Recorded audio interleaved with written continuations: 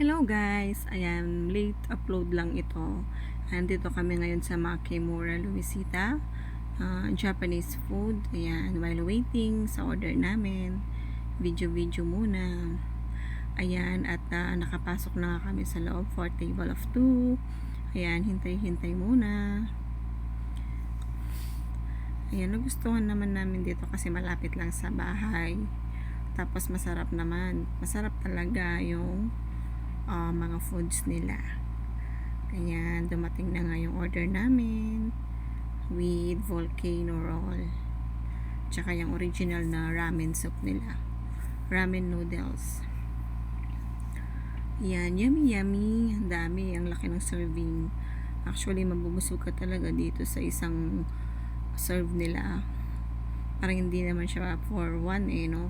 Pwede pa siya for 2 person. Ang laki ng bowl na yan. Ayan. At kakain na ako. Habang mainit, mas masarap. Ayan, kailangan din minsan lumalabas-labas kayong mag-asawa, kayong dalawa lang, para magkaroon kayo ng bonding moment. Ayan, kwento-kwentuhan, kasi minsan iba pa rin yung kapag nasa labas pa rin kayo at lumalabas pa rin kayo, nagkakaroon kayo ng time sa isa't isa. Although lagi naman kayo magkasama sa bahay, no, iba pa rin yung nagde-date pa rin kayo. Kahit nag-aaway man kayo, nagkakaroon tayo ng problema, normal lang naman yun sa mag-asawa na nagkakaroon tayo ng problem, pagsubok. Yan. Kailangan lang natin tanggapin, unawain, at magpatawad sa isa't isa. Char. Ayan. Drama muna habang kumakain. Kailangan mag-bonding.